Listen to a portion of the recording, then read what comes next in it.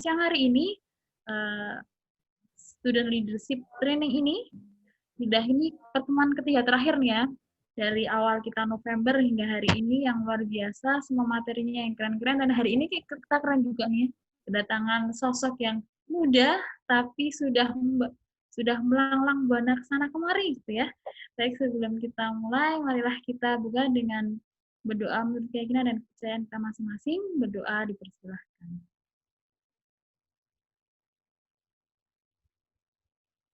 Amin. Baik, sebelumnya teman-teman, terima kasih. Sebelumnya saya perkenalkan diri saya, nama saya Puspita. Mungkin teman-teman sudah sangat bosan gitu ya mendengar kata-kata saya Puspita gitu ya. Karena memang selama ini saya bertugas untuk membuat proyek dan mendampingi adik-adik semua di sini. Kesempatan yang luar biasa untuk teman-teman di Temanggung nih, punya kesempatan untuk belajar bersama para aktivis semuanya, dan kita harap ini menjadi suatu pertemuan silaturahmi antar organisasi di Temanggung ya, mewadahi semua teman-teman semua di sini. Baik, sebelumnya marilah kita sambutnya sebelum kita beranjak siapa sih Kak Akmal gitu ya. Saya dulu Kak Akmal, silahkan Kak Akmal. Halo teman-teman semua. Oke, terima kasih untuk kedatangannya. Dan saya sebelum kita mulai nih ke Akmal ya, saya bacakan singkat data beliau nih ya. Saya menyebutnya beliau karena ternyata saya belum apa-apanya ya. Walaupun masih muda tapi sudah luar biasa nih ya. Oke, saya bacakan ya. Namanya adalah Akmal Musyafa ya, benar ya Kak Akmal ya? Benar. Beliau sekarang ada di SMA IT Nur Hidayah.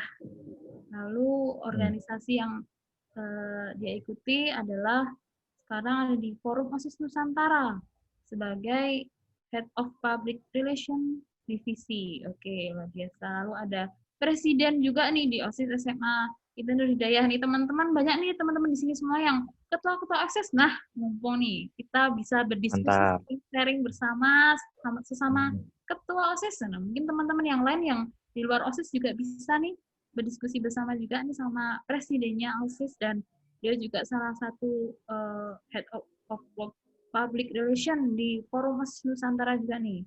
Lalu dia juga punya pengalaman yang luar biasa di National School Debate Competition. Wah, juara pertama regional 2019. Lalu ada National School Debating Competition. Wah, juara 2. Lalu ada ESAS Perum WNS Debat Competition juga. Oh, luar biasa. Jawa Tengah Leadership Project.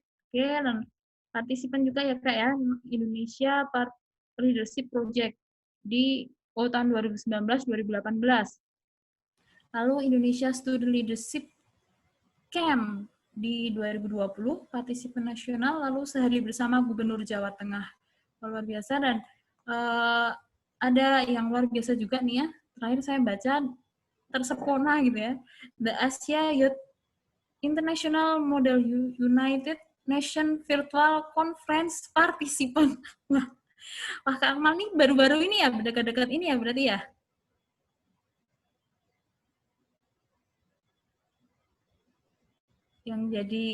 Yang berpartisipasi di Asia Youth International Model United National Virtual Conference partisipan ini ya Kak Akmal ya? Iya. Dan diceritain nggak sih ngapain aja di sana gitu ya? Oke. Sampai di Asia sana gitu. Kak, ini itu sih sebenarnya kejadiannya simpel sih. Kan waktu itu pengen itu kan nyoba sekali-kali event yang internasional sih apa gitu kan. Nah terus tiba-tiba suatu hari ketika scroll IG ada tuh iklannya itu kan. Terus wah kayaknya menarik nih. Akhirnya saya daftar, lalu nyoba dulu. Ternyata waktu itu pendaftarnya udah ada berapa ya? 13.000 kalau nggak 18.000 kalau nggak salah. Sedangkan yang dipilih itu yang ikut acaranya cuma 1.018. Nah, alhamdulillah saya masuk gitu. Nah itu awalnya kan saya kira cuma konferensi kan. Ternyata itu semacam simulasi sidang PBB gitu Kak. Jadi kami sama 1.000 orang lain tuh istilahnya jadi delegasi negara lain gitu. Waktu itu saya kebagian jadi delegasi negara Meksiko buat bahas isu-isu apa gitu. Luar biasa. Malah Meksiko ya Kak ya, bukan Indonesia nih? Iya. Oh gitu. Berarti ini kayak simulasi debat simulasinya PBB gitu ya, Kak ya? Ya, simulasi sidang PBB. Luar biasa, oke.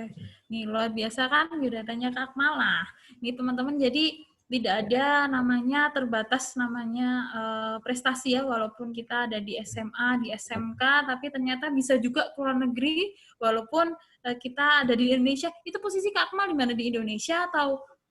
Di Indonesia, Kak. Oh, di Kan Indonesia. virtual gitu, online. Oh Pakai iya, Zoom juga. virtual ya sekarang. Ya. Oh ya, betul lah, luar biasa. Tuh teman-teman, jadi tidak ada kata untuk terbatas ya, tidak ada keterbatasan Benar. apapun.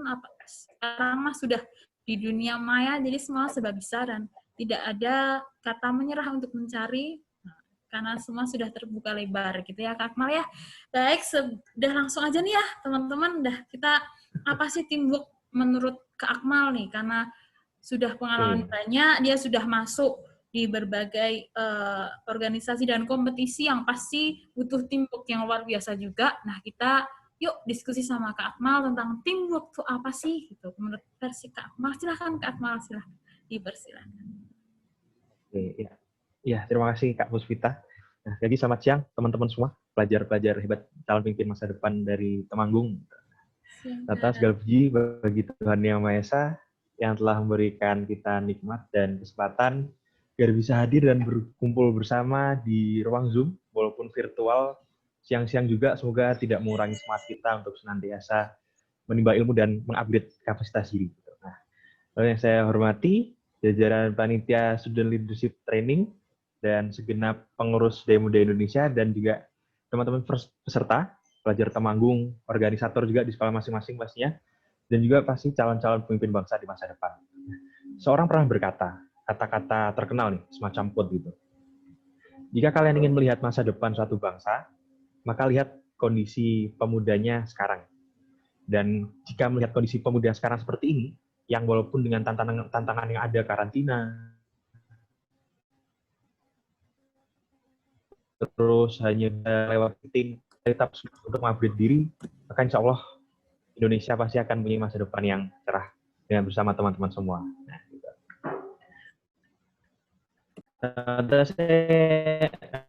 Selanjutnya saya ingin sekali menumpuk katanya. Terus ketika istilahnya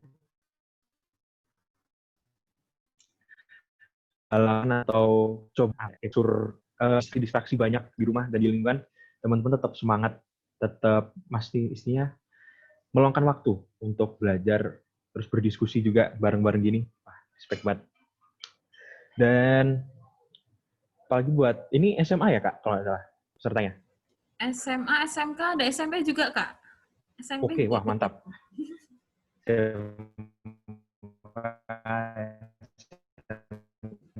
Kak, maaf, suaranya agak putus-putus ini ya. Di jenjang masing-masing.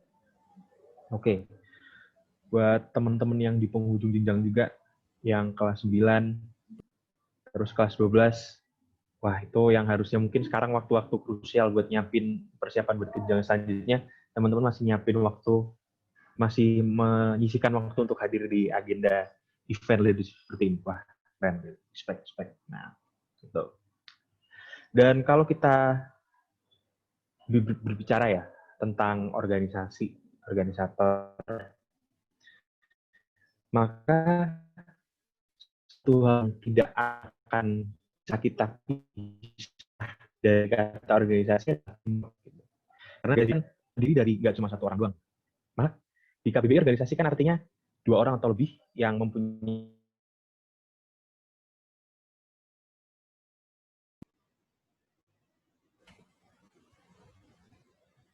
Maaf Kak Akmal, suaranya agak terputus-putus.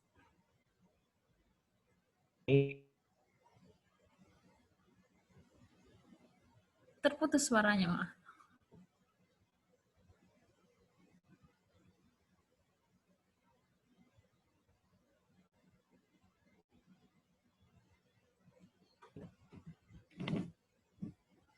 Tujuan bersama. Maaf Kak Akmal, nih suaranya terputus-putus nih ya. Nggak keputus-putus. Nggak agak, udah terputus-putus. Nah, iya. Halo? Ya. Maaf Kak, tadi keputus-putus. Keluar. Oh ya, agak kurang stabil, nggak apa. Nah, tuh. Oke. Jadi sekali lagi respect buat teman-teman yang masih aktif menimba ilmu di kala-kala seperti ini, apalagi ilmu soft skill lah. Ya. Oke. Dan karena teman-teman pasti organisator juga ya, sehingga berpartisipasi atau mungkin jadi pemimpin di organisasi sekolah masing-masing, maka kalau kita bicara tentang teamwork, itu merupakan salah satu hal yang krusial untuk di organisasi pastinya kan.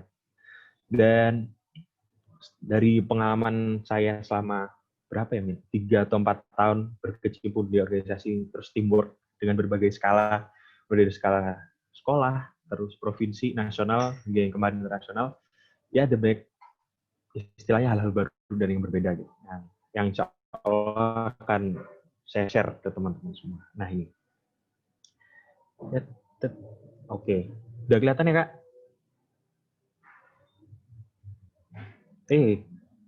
Belum saya share gitu. Sorry. Oke. Nah, udah kelihatan teman-teman semua? Sudah. Oke, nah, di sesi kali ini, saya diamanahi untuk saya sharing-sharing pengalaman seputar teamwork. Apa teamwork, terus gimana lika-liku dan sekiranya bagaimana teamwork manajemen tim yang efektif sesuai pengalaman saya. Nah, oke, seperti yang dikenalkan Kak Puspita tadi. Nah, perkenalkan nama saya Kamal Mustafa. Nah, ini juga saya istilahnya masih SMA, jadi masih bisa dibilang sepantaran sama teman-teman semua. Jadi harapan nanti kita di ujung sesi bisa diskusi, apalagi tadi katanya kan banyak juga yang organisator, banyak juga yang jadi presiden-presiden organisasi di sekolah masing-masing. Nah, keren tuh. Oke. Nah, teman-teman bisa juga kepoin di Instagram saya juga, @akmal.mustafa, dan di Facebook juga kalau mau ada. Nah, teamwork gitu. Apa sih teamwork gitu kan? Ini teman-teman juga udah paham dan tahu lah ya, maksudnya secara redaksional apa sih teamwork itu. Nah, apa itu sebuah tim? Tim itu mirip sama kayak organisasi ya. Jadi definisinya pun ya sama. Jadi group of people, sekumpulan orang yang bekerja bersama untuk mencapai tujuan yang sama, tujuan bersama. Jadi tim itu 2 orang atau lebih tadi gitu. And then what is teamwork? Apa itu teamwork? Teamwork sendiri itu kemampuan untuk bekerja sama dan berkomunikasi secara efektif dengan yang lain untuk mencapai tujuan yang sama. Jadi tim itu istilahnya platformnya, teamwork prosesnya. Nah, itu.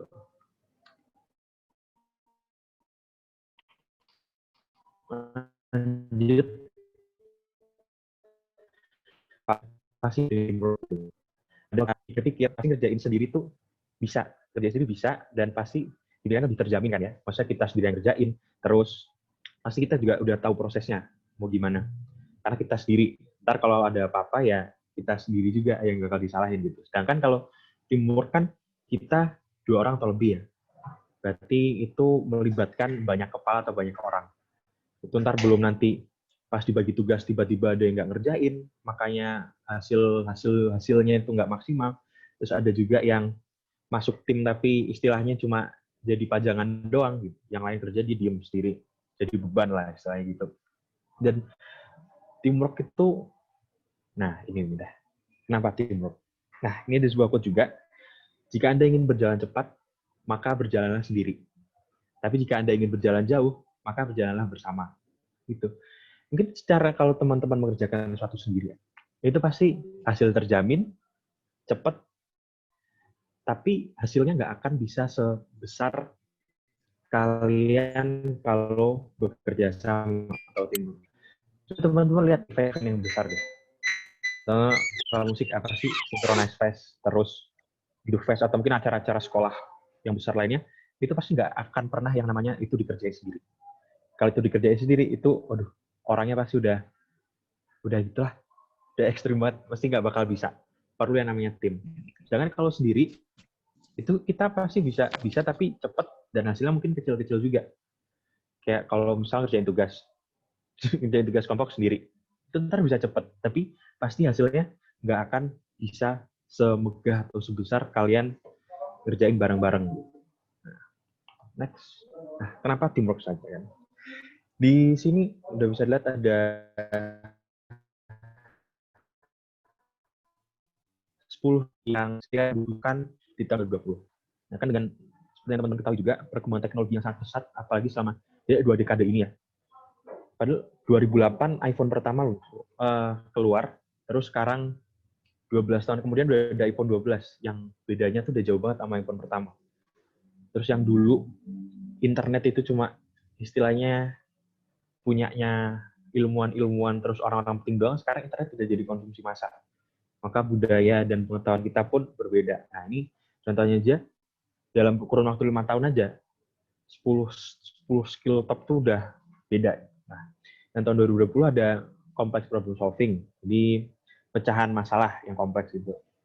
Terus critical thinking, berpikir kritis, terus kreativitas, terus manajemen orang-orang, people management, terus coordinating with others, berkoordinasi dengan sama lain, terus kecerdasan emosional, terus decision making, sama setelah decision making, terus service orientation, terus negosiasi, dan terakhir cognitive flexibility. Nah, seperti yang kita lihat, 10 skill yang istilahnya essential dan sangat diperlukan apalagi di tahun 2020 ini, itu bisa teman-teman dapatkan atau teman-teman latih dengan teman-teman bekerja sebagai sebuah tim. Baik itu di organisasi atau mungkin di daerah masing-masing, di kampung, RT, segala macam. Tapi dengan teman-teman work as a team, teamwork, maka 10 skill ini bisa teman-teman asah dan bisa teman-teman dapatkan. Nah, ini dari Future of Jobs Report, World Economic Forum. Nah, lalu ini juga, kalau teman-teman tahu buku Stephen R. Covey yang nulis Chicken Soup for Teenage Soul, terus ini 7 Habits of Highly Effective People, sama yang baru ada di 8 Habit. Nah, di bukunya yang di 7 Habits of Highly Effective People, buku lawas udah sekitar 31 tahun, itu di dalamnya ada satu teori gini, namanya maturity continuum. Itu tingkatan kedewasaan. Nah, mulai dari yang paling bawah, ini kebalik ya, harusnya yang paling bawah itu dependence, independence, terus interdependence.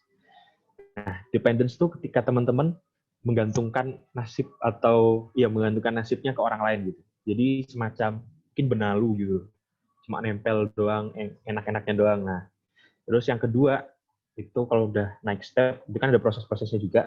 Karena naik step yang namanya independence. Teman-teman udah bisa ngapa-ngapain sendiri. Kayak udah bisa istilahnya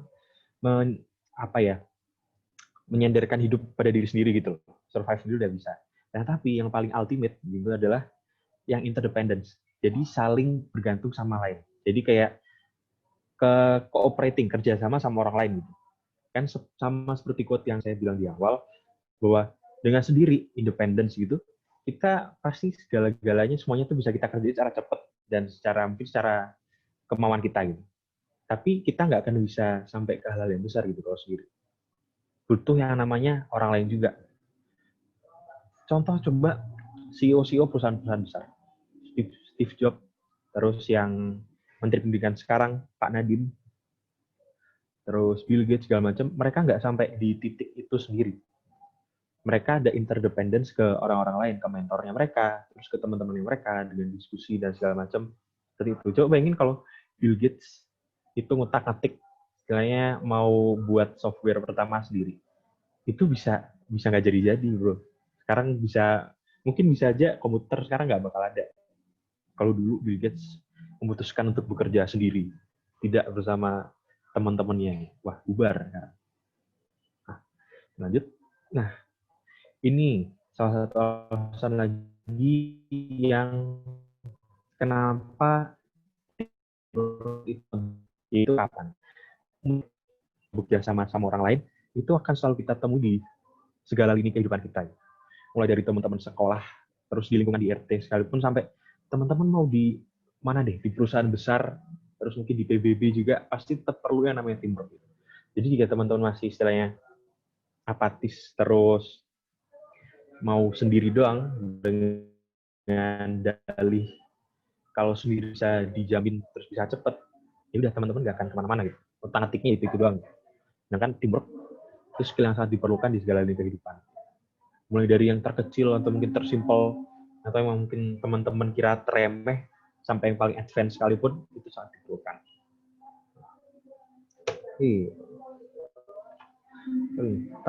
Nah, lalu gimana sih cara teamwork gitu? Kan untuk teamwork, menurutku nggak ada satu rumus yang istilahnya, jadi teamwork harus A. Terus kalau kalian terapin A, itu pasti semuanya lancar gitu. Kalau yang seperti itu nggak ada, karena di tim itu sendiri pasti kan terdiri dari orang-orang yang beda-beda dan perlu treatment masing-masing juga. Kadang ada yang di tim sama kalian terus ada yang berbeda pendapat lah, terus ada yang mungkin kayak beban tadi lah untuk memanage tim seperti itu.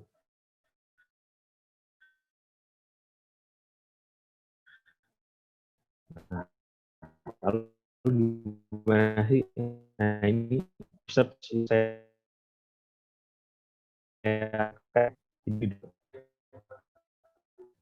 terus ada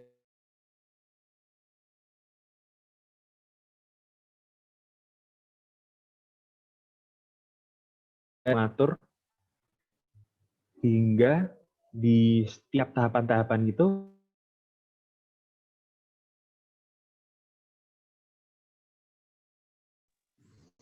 Nah, iya.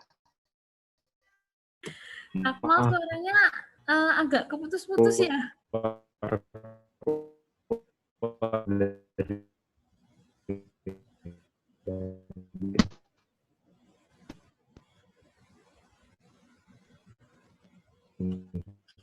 Akmal suaranya agak keputus-putus. Oh ya, maaf. Sekarang udah jelas, Mbak? Udah. Oh iya, sorry. Nah, tadi sampai mana sebelum putus-putus? Ini yang sebelum ini ya? Sebelum saat ini. Oh, sebelum saat ini. Oke, tak mundur dulu. Ciu. Wah, nggak bisa. Wait. Nah, gimana gitu kan? Udah jelas kan, Mbak, suaranya? Udah. Oke, maaf. Jadi, gimana sih cara buat teamwork itu? Tak ulangin lagi kan, menurutku nggak ada rumus yang universal untuk bagaimana memanage sebuah tim hingga menjadi sukses ya. Karena kan tiap tim pasti terdiri dari komponen-komponen dan orang-orang yang berbeda, dan pasti perlu treatment masing-masing. Karena kan untuk manage tim, variabelnya banyak. Nggak cuma orang komponen timnya aja, tapi bagaimana lingkungan dan tantangan yang akan dihadapi itu gimana. Maka perlu treatment seperti apa, pasti beda-beda. Nah, jadi mungkin ini ada dari research yang saya lakukan dan mungkin ditambah beberapa pengalaman, ini ada beberapa yang standar gitu ya. Yang ada, tambahin dikit. Nah, Bruce Lipman punya small group development tahun 65, berarti udah berapa tahun? Hampir 55 tahun yang lalu. Beliau mengemukakan teori seperti ini. Tahapan-tahapan perkembangan tim. Jadi ini tahapan-tahapan yang idealnya akan dihadapi oleh, kalau nggak akan dihadapi oleh yang ini idealnya. Ntar tinggal bagaimana kalian manage, gimana sih biar timku bisa ke tahap-tahap ini, terus di tahap-tahap ini tuh sukses gitu, nggak stuck atau nggak malah bubar gitu. Nah, pertama ada yang namanya forming pastinya. Jadi teman-teman bentuk tim dulu, nyari orang lah, terus kalau mungkin di organisasi narik pengurus juga lah, terus mengatur assemble, mengumpulkan orang-orang itu, terus deal with ambiguity. Jadi istilahnya break the ice dulu lah, kayak kenalan dulu satu sama lain, kan pasti teman-teman nggak akan bisa maju untuk bisa menyelesaikan kalau prioritas masing-masing masih beda, terus juga nggak tahu buat apa yang dihadapi. Tuh. Terus yang kedua ada storming. Nah, teman-teman diskusi nih, bro, ini kita ada masalah ini, kita harus nyelesain ini. Nah, gimana nih kira-kira buat nyelesain masalah? Kalau nggak buat gimana nih biar acara kita setidaknya sukses gitu. Nah, itu teman-teman mulai develop idea di situ, berdiskusi, wah, gini gimana bro, gini. terus saling berdiskusi, berdebat juga, some point, dan sampai akhirnya, nah ketemu. Dan lalu kita masuk ke tahap selanjutnya yaitu norming. Nah, norming procedures, terus cohesion. Nah, apa sih prosedur itu? Nah, teman-teman kalau masuk tahap ini berarti udah selesai tuh. Kita udah ketemu kumpul, kata-katanya ini aja. Kata-kata ide-idenya kita mau develop acara yang seperti ini. Terus udah gimana? Nah, terus ini masuk ke prosedurnya. Kiranya step-stepnya yang lebih jelas, yang lebih bisa. Ini tahap-tahapan apa sih yang harus kita lakuin buat sampai ke situ? Apa aja. Kita susun, kita itu bersama juga. And then, lalu ada cohesion. Nah, cohesion. Terus yang terakhir sebelum terakhir ada performing. Nah, performing pas hari-hari. Jadi teman-teman udah melalui 3 tahap awal dengan sukses, mulai dari menyusun tim, menyusun kabinet, menyusun kepengurusan apa-apa, terus storming, berdebat, terus berdiskusi tentang ide-ide apa yang ingin dilakukan terhadap masalah yang ada itu, terus norming, kita mulai misalnya menyusun langkah nih, menyusun tapak nih, kita harus ikutin ini biar sampai tujuan. Nah, terus pas hari nih, gimana itu performing, dimana hasil dari 3 step sebelumnya diuji saat performing. Sekiranya berhasil apa enggak sih, efektif enggak sih? Nah, itu kata Bapak Bruce Tuckman 55 tahun yang lalu. Next. Nah, ini ada beberapa guideline buat teamwork juga. Mungkin yang hal-hal dasar yang setidaknya harus diperhatikan saat bekerja sama dalam sebuah tim. Ada 5, nanti kita bakal kupas bareng-bareng juga. Yang pertama ada pastinya komunikasi yang efektif ya. Gimana poin kita itu bisa sampai ke anggota tim yang lain. Bagaimana kalau kita ngomong, kalau kita mengemukakan pendapat, itu nggak ada yang istilahnya salah paham lah. Semua paham maksudnya ini. Nah, itu sangat diperlukan tuh. Kan biasanya kalau kalian kerjain sebuah proker, itu pasti problem yang pasti ada tuh, pasti miskom.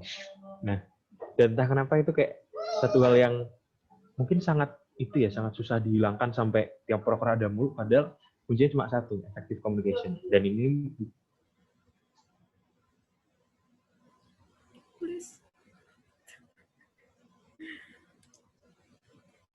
Kak Akmal suaranya hilang.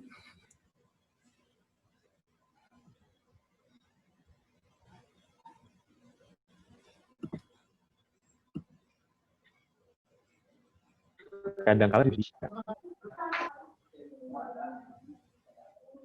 Nah, ya, kenapa Mbak? Kenapa Kak? Putus lagi ya? Tadi suaranya hilang. Udah okay. Muncul lagi. Putus lagi. Jadi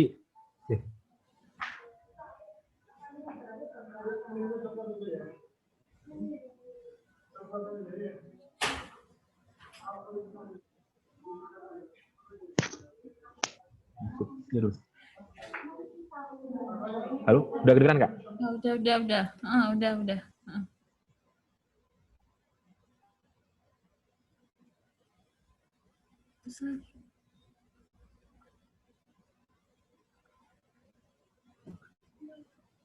Dalam sebuah tim gitu kerjasama, maka yang harus pertama kali kita perhatikan adalah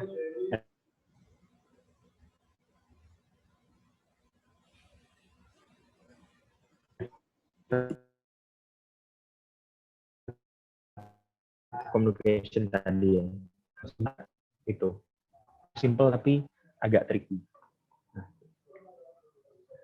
Nah, lalu lanjut ke yang kedua, itu team working agreement. Itu semacam kayak persetujuan gitu loh. Nggak harus tertulis, tapi kayak ada persetujuan. Bro, kita kan bakal ngurusin kita bakal ngurusin acara gede. Soalnya kita bakal ngelakuin sesuatu yang gede. Nah, biar kerja kita nanti nggak keganggu, terus kerja kita efektif, efisien, dan juga bisa tepat sasaran, maka perlu ada ini nih, agreement.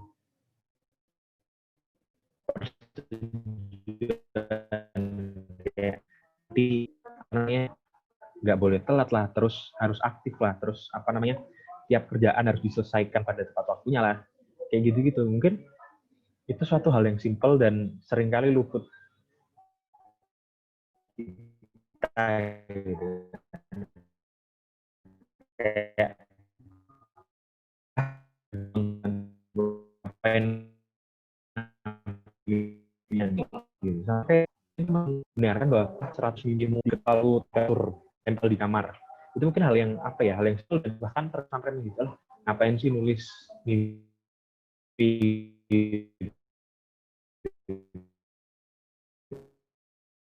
dan itu bisa menjadi motivasi kayak iya. Sinyalnya naik turun ya Kak ya?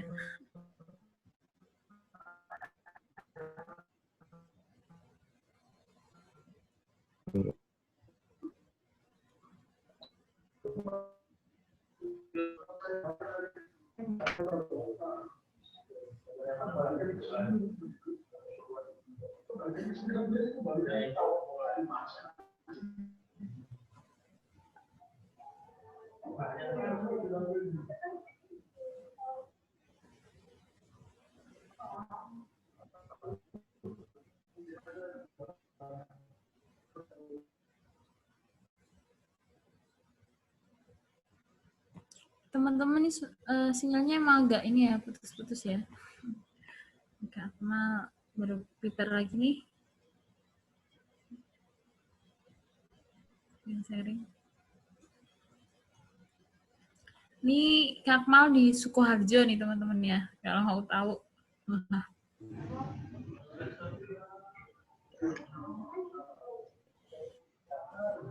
Iya, halo? Oke Kak. Ini suaranya agak keputus-putus ya Kak ya? Sinyalnya naik turun kayaknya nih.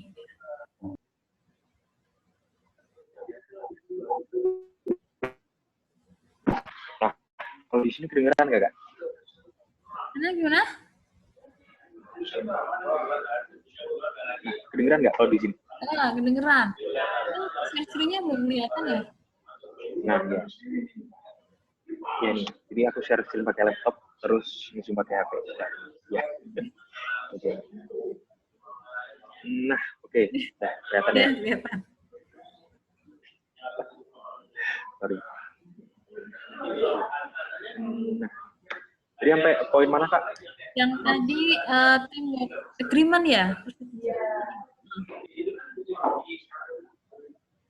Iya, sampai agreement ya. Oke.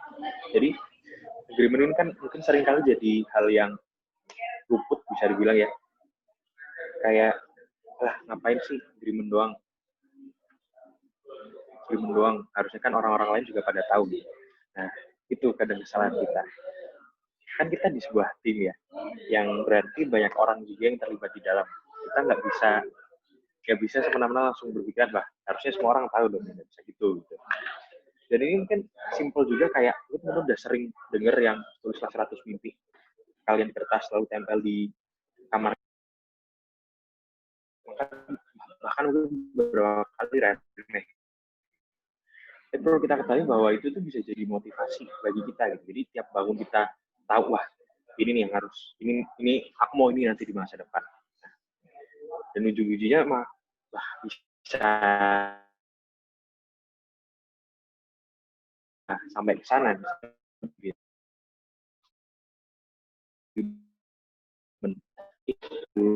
Itu peraturan ya, salah satu agreement-nya itu komunikasi yang free.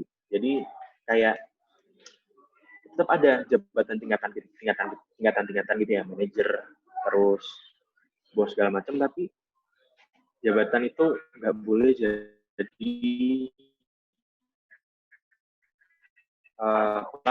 kopi karyawannya gitu. Kalau digojek kalau nggak gitu. Jadi harus terbuka satu sama lain biar kerja di perusahaannya tuh lancar. Terus lanjut yang ketiga, effective meeting.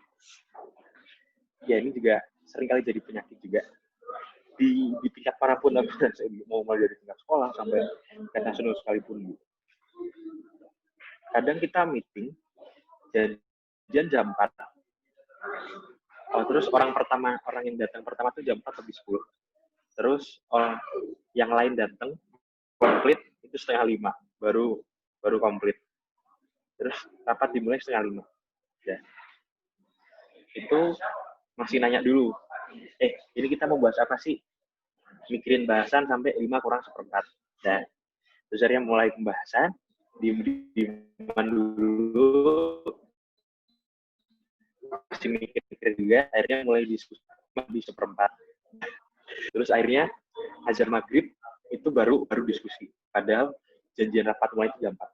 Nah, jadi penting banget untuk mendesain meeting kita agar efektif. Apalagi itu teman-teman harus bersyukur juga gitu ya, dengan adanya mungkin Zoom. Apalagi Zoom yang nggak premium kan itu udah dibatasin 40 menit kan. Itu tuh sebenarnya melatih kita buat 40 menit gimana meeting bisa efektif. Karena 10 menit itu yang banyak selama 4 menit. Sebenarnya Zoom itu gitu harusnya. Nah, jadi gimana sih meeting efektif? Pertama, pasti itu namanya saya tetapkan jadwal dulu lah. Jadwal kan jam sekian hari apa. Ntar kalau telat itu kalau bisa dikasih apa punishment apa itu ntar bisa diatur di agreement yang di atas tadi. Tuh.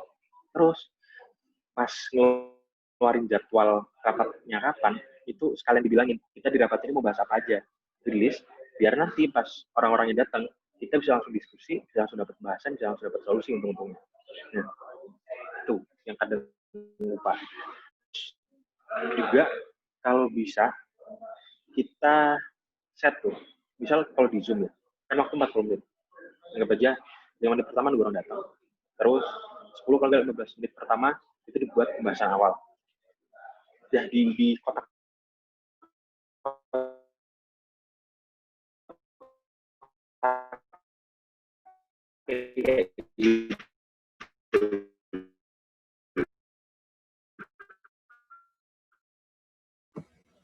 Kak, suaranya hilang lagi. Orang itu apa? Bahasan kaki sebelum rapat. Poin aja.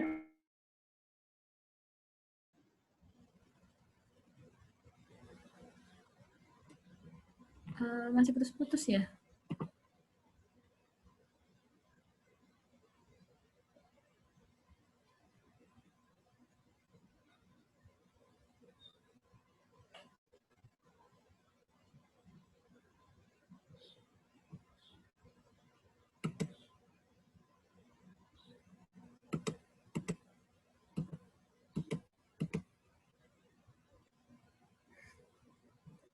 Kak Akmal mungkin masih menstabilkan sinyal nih.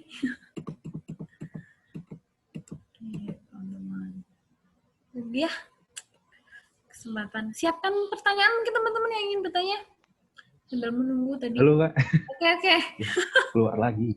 Sudah berapa kali? Bentar. Saya akan pikirkan solusi dulu. Biar nggak keluar.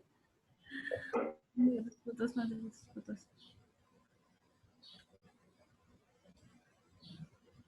Ya teman-teman sambil nunggu Kak Akmal nih, mungkin mau menyiapkan pertanyaan apa gitu, karena mungkin bisa curhat nih ya masalah-masalah yang ada di organisasi teman-teman semua nih, kayak gimana, mungkin nanti bisa dicarikan solusi bersama gitu. Ngapain sih, gimana sih gitu, dan bagaimana sih menyelesaikannya gitu, bisa mungkin nanti kita diskusi bersama, dan bisa lihat lah ya, ini seumuran kalian kok, ini Kak Akmal nih, masih muda, belia, presiden, kalau kita ketua OSIS, kalau bahasanya di sana adalah presiden OSIS gitu ya. Dan jadi bisa inilah merasa satu seperjuangan lah sama teman-teman semua di sini. Jadi bisa sharing-sharing bersama, memanfaatkan waktu, ibaratnya kalau ini studi banding ya, misalkan teman-teman kalau OSIS tuh biasanya OSIS atau pramuka atau UKM gitu, studi banding sekolah mana, ini malah sudah dihadirkan nih salah satu pembicara PBB, sudah di simulasi konferensinya PBB, itu mungkin dia juga sudah tidak sembarangan ya, ketika sudah terpilih berarti dia memang sudah masuk kualifikasi. Nah, bisa nih didiskusikan tentang tim kah atau apa nih bisa ditanyakan nanti ya. Tadi dari komunikasi efektif, lalu apalagi nih tentang time management nih, tadi yang mengatur udah nyambung Kak? Udah, halo. Ya. Belum ya video. Nah, oke. Sorry. Oke. Nah, sampai mana terakhir Kak? Kalau boleh tahu, sorry. Effective meeting, waktu tadi datang jam. Datang. Oke, kan tadi kasus yang sering kali ditemukan dalam organisasi atau mungkin tim pada biasanya kan kita janjian jam 4, terus orang-orang pada datang setengah 5, terus mikir pembahasan dulu sampai jam 5, terus pembahasan diskusi baru dimulai 5:15. Terus pas maghrib kita belum ngapa-ngapain, padahal janjiannya jam 4 sore. Nah, itu kan sering banget tuh. Dan makanya effective meeting ini kita ulang lagi. Jadi trik yang pertama kan kita itu dulu, kita tentuin dulu nih, ini meeting kapan, jam berapa. Dan kalau bisa yang telat tuh diatur tuh mau diapain di team working agreement tadi yang di atas, diatur dan enaknya diapain gitu. Nah, terus pas kita kirim undangannya juga buat rapat, itu kita kasih tahu juga tuh, ntar kita mau bahas ABCD gitu kan. Nah, oke, pembahasan udah ada. Nah, terus kalau bisa nih ya, tiap pembahasan tuh udah ada dikasih kotak-kotak waktu. Kayak misal pembahasan A 15 menit, pembahasan B 15 menit, pembahasan C 15 menit, segala macam. Nah, biar nanti kan gini ya, karena mungkin sebelumnya udah semangat nih, kita nyari poin ABCD banyak, terus pas bahas poin pertama udah tuh diskusi panas tuh banyak, dan tiba-tiba udah lewat aja, udah 30 menit aja bahas poin pertama. Ntar poin yang side-side-nya malah terbengkalai nggak dibahas. Nah, dan makanya dengan adanya Zoom meeting gitu, paling kan si teman-teman pakainya yang free gitu kan, udah ada batasan waktu 40 menit, itu bisa jadi sebuah latihan untuk bagaimana mendesain rapat yang efektif. Jadi dalam jeda waktu 40 menit kita harus udah bahas ini. Jadi udah dikotak-kotakin segala macam. Makanya kan pas tuh teman-teman udah Zoom-nya kan yang 40 menit, terus nungguin orang aja itu udah 20 menit, masih kesel kan. Tapi ada, ini waktunya terbatas, terus kan ntar 20 menit cuma bisa bahas apa coba.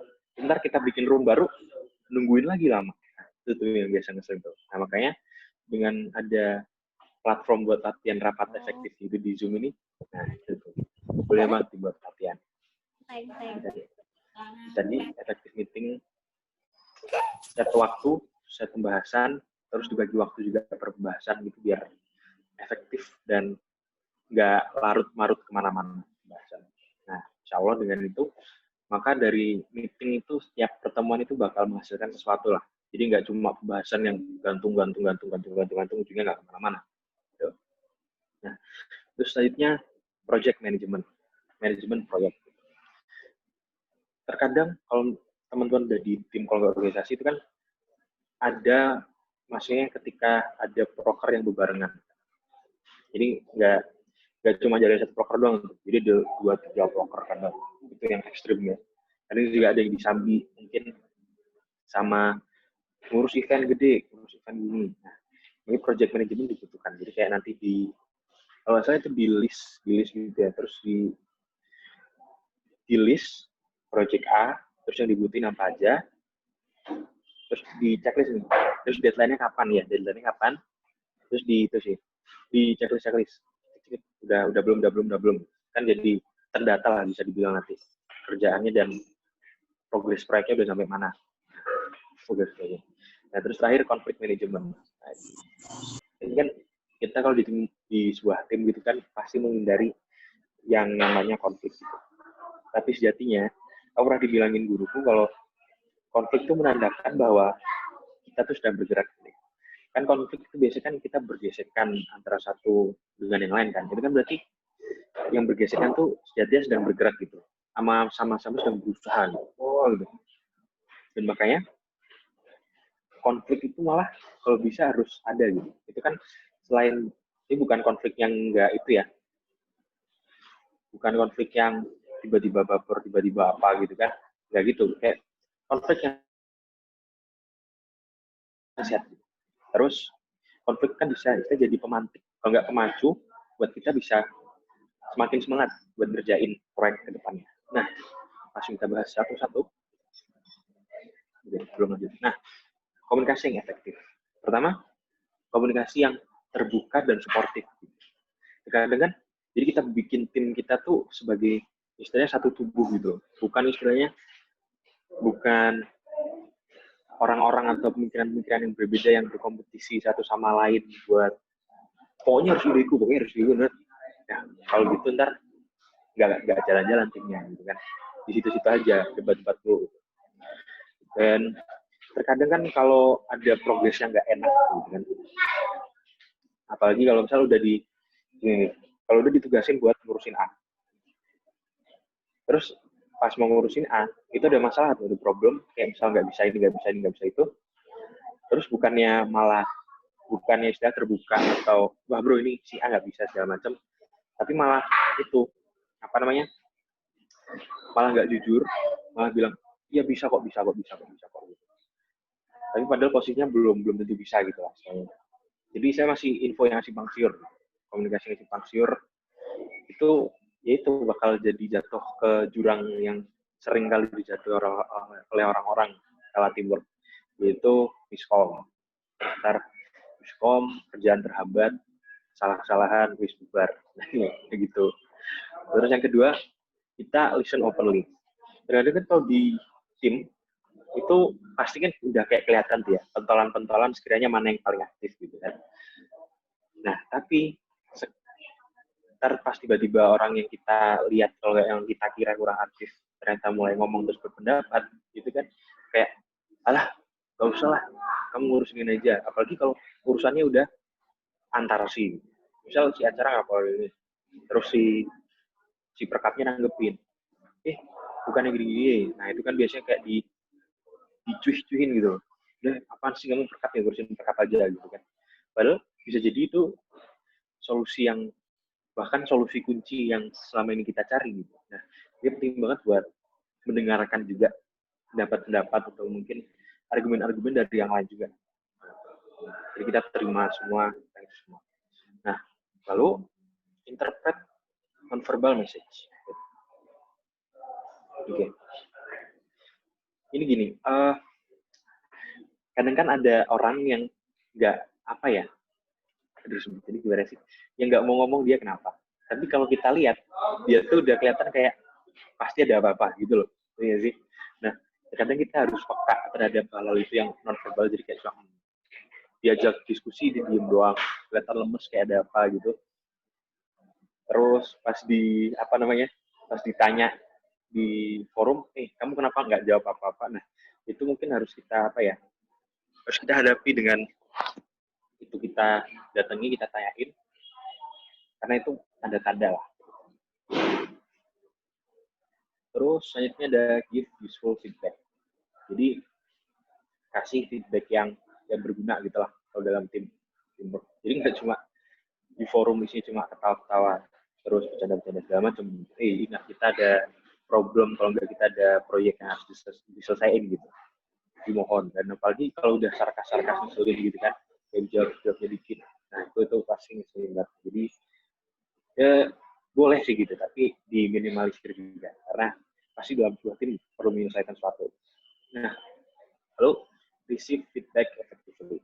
Jadi kita terima feedbacknya, argumen dari situ, tidak kita terima, kita dengerin, terus nanti bisa jadi bahan diskusi di rapat selanjutnya. Nah, dan teman-teman lihat ini listnya belum komplit karena pasti masih banyak hal lagi, tips-tips buat komunikasi yang efektif gitu kan.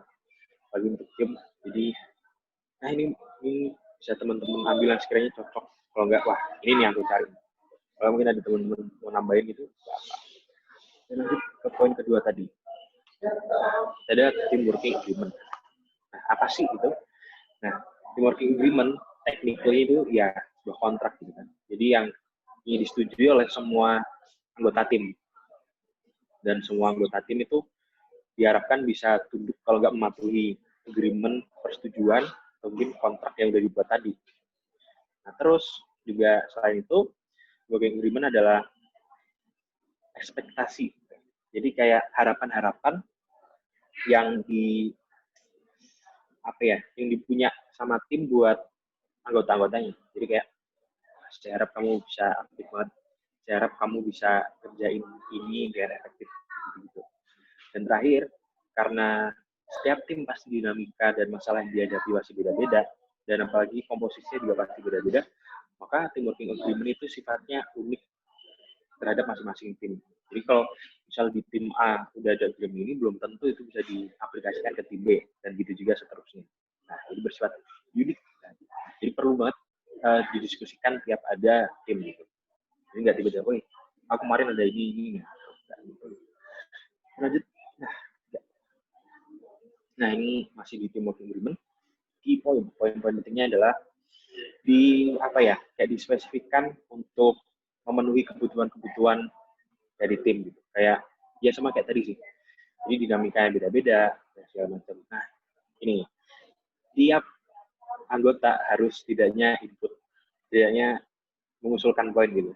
Kan kadang kita juga kesel ya, tiba-tiba ada yang sepihak ngeluarin agreement-nya gini. Nggak bisa gitu loh, kan kita negara demokratis juga. Itu negara demokrasi. Jadi kita harus demokratis, adil, setiap orang punya hak berpendapat. Ini juga baiknya kesempatan untuk semua anggota untuk menyuarakan opininya seperti tadi. Nah, yang terakhir nih, all members will be accountable for statement in the agreement.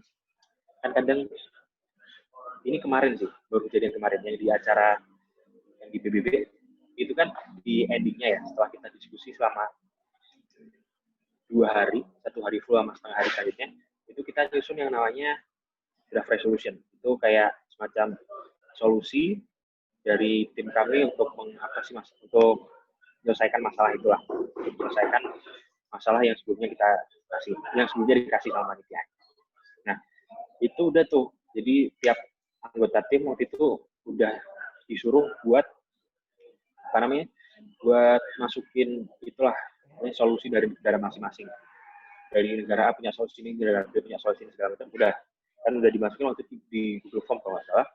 Dan ternyata, terus yang waktu itu yang edit itu 1 orang doang, yang mengajukan diri lah. Ntar aku yang bikinin draft resolution-nya. Kalian cuma perlu nulis sekiranya solusi apa sih dari negara kalian, gitu kan? Dan itu malamnya kok, malam sebelum hari ketiga.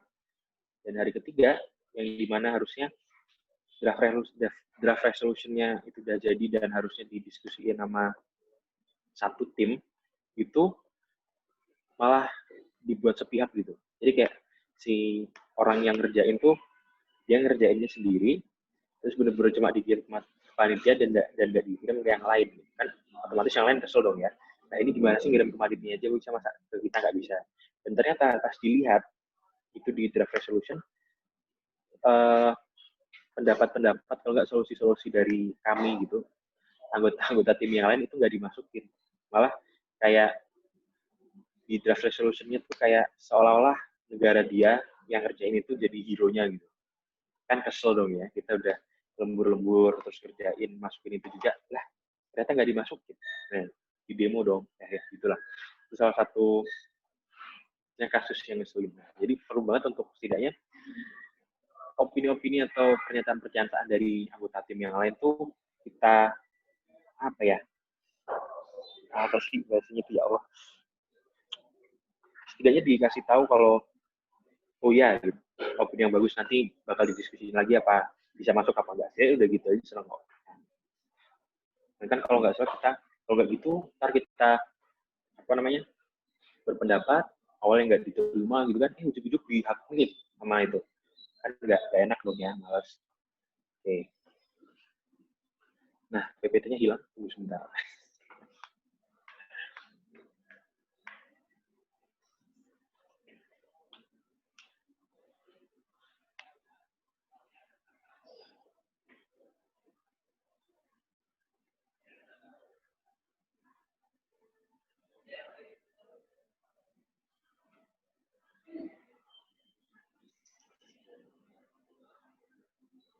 Oke, nah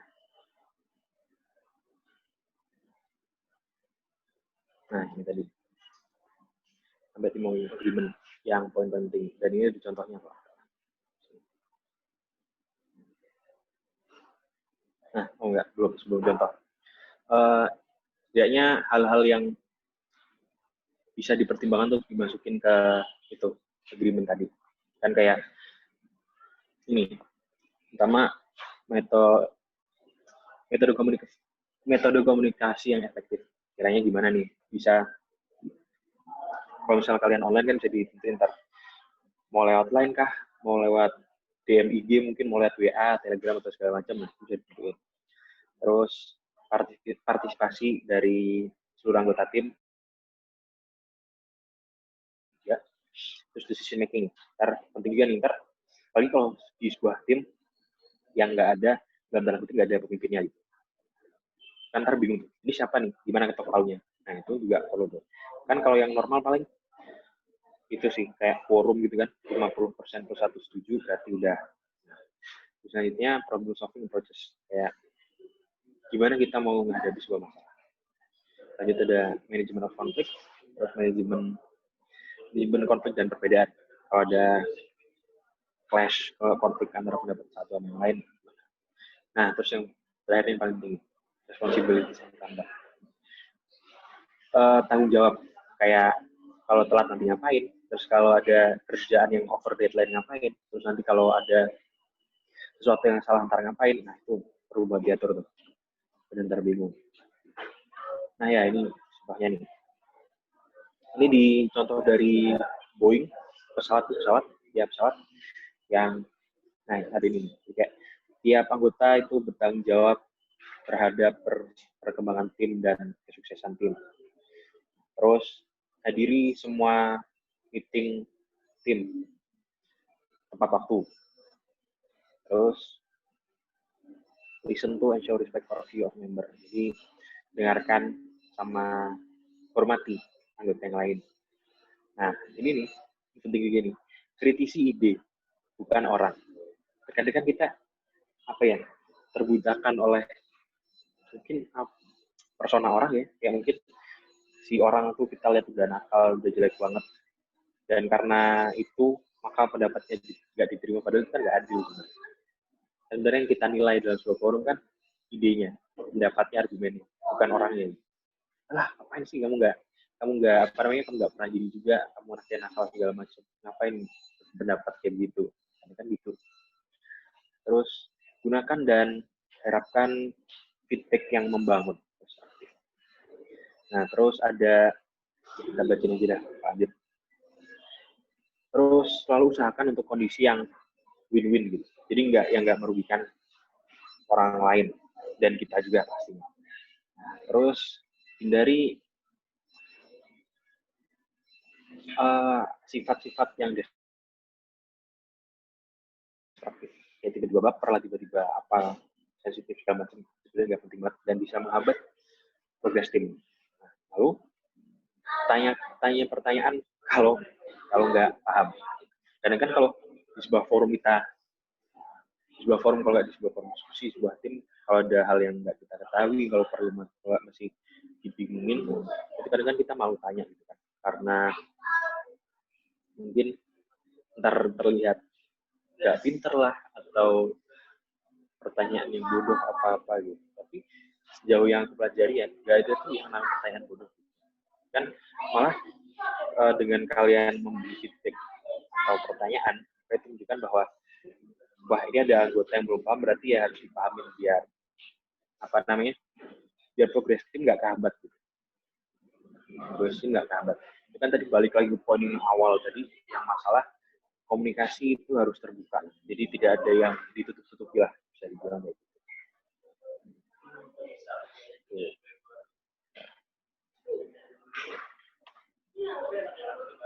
Oh ya Kak, ini saya boleh di share screen Kak? Itu dikasih izin share screen yang satu lagi.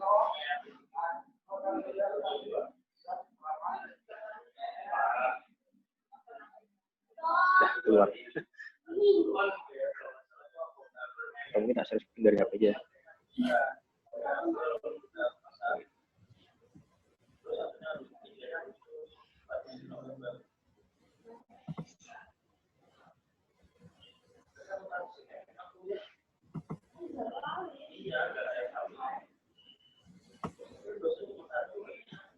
Oke,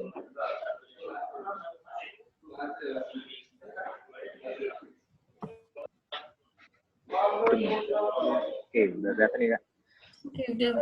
Yang tadi contohnya yang di Boeing gitu, nanti mungkin bisa jadi inspirasi. Lanjut. Jadi baru sampai poin ketiga, ini poin keempat, masih poin ketiga. Ini guideline. Nah, ini contohnya aja sih.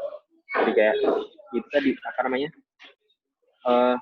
Meeting bakal diadain tiap kapan, terus nanti yang nentuin meeting siapa, ntar meeting dimulai kapan, terus di jam berapa, terus nanti pengambilan keputusan dalam meetingnya nanti gimana, mau mufakat atau mungkin mau voting nanti. Kalau contohnya nih si sekretaris itu ntar bakal menjadi sekretaris ntar gantian gitu. Biasanya paling maksudnya dinasionalkan. Terus ya itu sih. Itu contohnya. Nah yang keempat project management tadi aku bilangin. Jadi kayak start with consensus on project goal. Jadi kita nentuin dulu tuh goal dari proyek atau broker kita ini mau apa sih? Mau apa dan mau ngapain gitu. Apa yang mau kita dapat dari itu. Kita mau ngadain sebuah event gede, lomba se-Indonesia. Dan dari lomba itu apa sih yang kita harapin? Apa sih tujuan yang kita bakal ingin capai lah. Yang pertama ingin demi mencerdaskan generasi anak bangsa segala macam. Terus demi istilahnya persatukan, mempertemukan orang-orang dari seluruh Indonesia, membangun relasi segala macam. Nah, setelah ditentu ini goalnya kita mau ngapain dan dapat apa, kita mau dapat apa, itu baru tentuin kita ngapain, mau ngapain demi dapat bisa sampai ke kita di goal kita. Jadi kan ada kalau di contoh ini ya, di contoh tabelnya itu ada milestone, responsibility date. Jadi kayak milestone kan capaian. Jadi capaian dapat 2.000 peserta. Nah, untuk ke situ kita harus ngapain aja? Itu taruh di responsibility.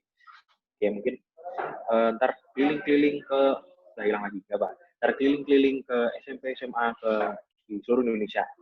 Terus kita masifin pemberitaan di Instagram. Nah, tuh. Terus ditentuin juga tuh apa namanya tanggalannya biar terdata. Selain terdata sama kita tahu kapan seharusnya kita sampai ke situ. Oke.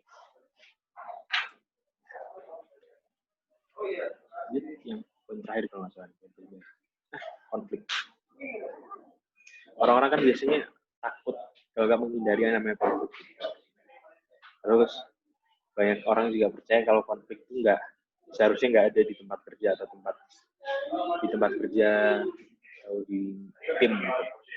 Tapi organisasi yang dinamis gitu ya, yang bisa beradaptasi dan bisa bergerak cepat itu pakai konflik sebagai creative force gitu. Contoh, apa ya contohnya?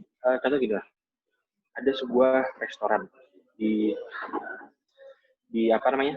Sebuah restoran besar, restoran baru buka gitu, UMKM baru buka, dia baru buka Januari, terus sampai Februari Maret itu sukses, lancar semua. Setir, tiba-tiba Maret kan ada COVID, dan pasti bingung dong ya, bingung. Itu ada konflik tuh di dalam timnya. Kita harus ngapain gitu. Kan, ya kalau dilihat dari luar kan cuma wah akhirnya kayak orang ribut segala macam, padahal konflik itu istilahnya kan memperdebatkan kita nih mau gimana gitu dengan kondisi seperti ini. Apalagi kan udah ada apa namanya waktunya mepet juga, kalau nggak cepat-cepat berubah beradaptasi ntar tergerus, terus ntar kalau apa namanya ya itulah gitu. Jadi dengan konflik itu apa ya, anggap aja kayak gini, kita tuh di sebuah tim kita tuh layaknya api unggun. Nah terus goal kita tuh bisa istilahnya bisa membakar lahan 100 hektar gitu ya. Dari api kecil dulu di timnya. Anggap aja konflik tuh kayak tiba-tiba konflik tuh kayak bensinnya. Kan kalau tiba-tiba bensin, makin cepat kan. Walaupun ya apa namanya sakit dan gak enak juga gitu. Tiba kayak disiram bensin terus menyebar gitu. Dan kalau nggak ada bensin, kita nyebarnya tuh pasti nyebar juga, tapi kan nyebarnya bertahap dan mungkin nggak secepat kalau ada bensinnya kan. Jadi kayak daun ke daun, dahan ke dahan, gitu doang. Sedangkan kalau ada bensin, bisa kena semua dengan cepat lah sih. Konflik. Hal yang sering dihindari oleh orang-orang padahal itu bisa jadi bensin pembakar semangat dan mempercepat proses. Nah, oke. Nah, ini sampai bagian terakhir. Dan yang kita tahu pandemi terjadi dan sekarang kita udah terus school from home ya sejak Maret kalau saya ini udah hampir semester, udah hampir 10 bulan ya. 10 bulan di rumah dengan kemarin baru pengumuman juga kalau Januari baru mau masuk itu pun masih belum pasti juga. Dan buat teman-teman yang istilahnya organisasi tetap aktif di kala pandemi itu keren banget. Jadi cepat untuk beradaptasi dengan keadaan. Itu keren banget. Beradaptasi dengan keadaan dan teamwork dengan itu juga. Kan dengan kita semua dari rumah terus nggak bisa bertemu satu sama lain, pasti akan muncul tantangan baru juga. Kalau di pandemi ini kita meeting virtual sama teman-teman buat bahas, buat rapat organisasi, buat rapat apapun harus online segala macam. Itu kan sebuah tantangan baru yang mungkin nggak akan pernah kepikiran sebelumnya sama kita. 5 tahun atau 10 tahun yang lalu.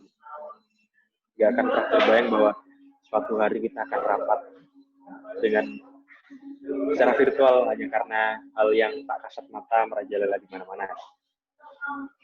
Gitu. Dan kalau teman-teman sudah bisa beradaptasi, terus istilahnya adaptif, dinamis, terus mengambil tindakan yang tepat kala pandemi ini, terus tetap bisa menemukan cara bagaimana tetap berorganisasi, tetap bisa bekerja sama dalam tim di kala pandemi itu dah keren banget sih. Mungkin itu saja dari saya. Nah, makasih buat ide-idenya, ditunggu ide-idenya, dan semoga hari kalian have a great day ahead. Oke, baik, terima kasih Kak Ahmad. Ya. Ini sebelumnya ada yang kirim pertanyaan private, tapi maaf karena yang ini tadi keluar, jadi mungkin bisa di-share lagi. Oke, terima kasih dari yang bertanya nih. Oke, silakan di-share lagi pertanyaan yang tadi. Keluar masuk, Iya. jadi hilang ya pertanyaannya ya. Iya, maaf banget. Umum aja atau bisa bertanya ke saya nih ya. Mungkin ada beberapa yang sudah masuk soalnya nih Kak nih. Okay. Private juga ke saya ini ya. Dan sebelumnya terima kasih ya Kak Akmal ya. Ini saya bertanya-tanya nih ya sama yang merekomendasikan Kak Akmal ini beneran anak SMA ini ya. Ini beneran anak SMA bukan nih. Karena pemikirannya wah luar biasa dan bukunya saya tersepona dengan buku-buku yang sudah Kak Akmal baca nih ya. Jadi ternyata harusnya gini nih ya anak SMA nih ya. Jadi generasi Y, generasi X, generasi Z itu udah jadi kelihatan mana ini ya. Ternyata dan teman-teman nih silakan yang mau bertanya kesempatan nih buat diskusi masalah-masalah yang ada di sekolah. Oke Kak, ini dulu ya. Ada satu nih pertanyaannya. Kak ini mau bertanya, berarti dengan kata lain konflik itu perlu ada ya Kak ya. Nah, gimana nih cara membuat anggota bisa saling mendengarkan dan nggak langsung underestimate anggota lain? Karena itu konflik yang paling ada dan paling besar di organisasi saya. Nah, gimana nih Kak? Biar nggak underestimate nih. Oh, jadi selama ini tuh mungkin melihatnya adalah sosok yang jadi ketika Akmal sebut ini belum tahu ide apa yang dia lakukan, tapi udah underestimate aja gitu. Nah, itu gimana sih caranya mengomunikasikan kepada anggota-anggota yang lain? Wah, gini. Wah, berat juga ya, Kak. Oke, jadi underestimate. Di situ aku juga sering lihat jadi problem di organisasi. Karena pertama kita kalau dalam diskusi ya, bagi diskusi tim, kadang kita tuh menilai pendapat orang berdasarkan orangnya.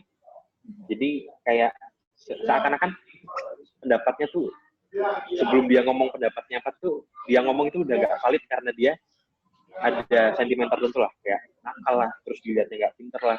Karena kan kalau dengan dia lihat seperti itu, pendapatnya tuh udah nggak valid. Padahal nggak. Kan kalau di organisasi dan diskusi, yang saya bilang tadi juga, kita kritisi idenya, bukan kritisi orangnya. Don't judge a book by its cover lah, simpelnya. Jadi, dan kalau misal biar nggak underestimate gitu kan, wah itu juga balik ke simpelnya sih, balik ke orang-orang masing-masing kan. Tapi kalau gini deh, dulu aku waktu di forum OSIS Nusantara di acaranya waktu itu ya, di kelas kuliah Chelsea di UI, itu kan ada 100 ketua OSIS yang selalu udah terpilih dan the best gitu kan se-Indonesia. Termasuk Akmal. Wah iya, alhamdulillah. Dan itu pasti kan pengen udah ketua OSIS dari seluruh Indonesia, terus udah dipilih-pilih, terus dikumpulin dalam satu forum. Itu pasti ada sih, ada yang kayak gengsinya tinggi gitu loh. Oh dia gini dan gini.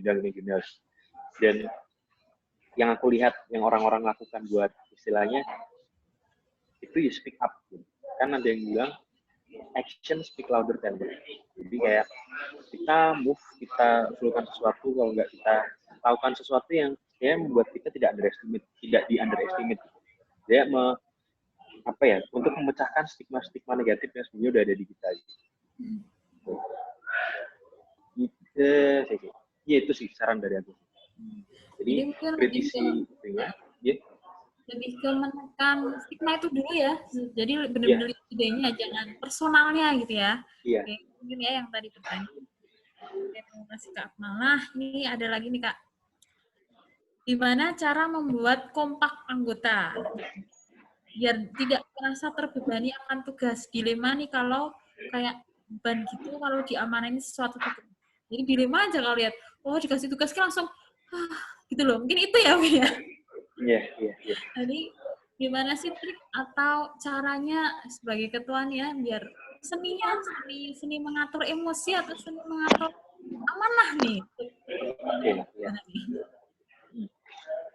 Oke, pertama aku sejujurnya juga nggak pernah menyangka bisa sampai di ini gitu loh Kak. Kan awalnya dulu waktu itu udah pas istilahnya udah pelantikan pengurus baru, terus udah awal kelas 12 Kak, ya udah free gitu kan ceritanya.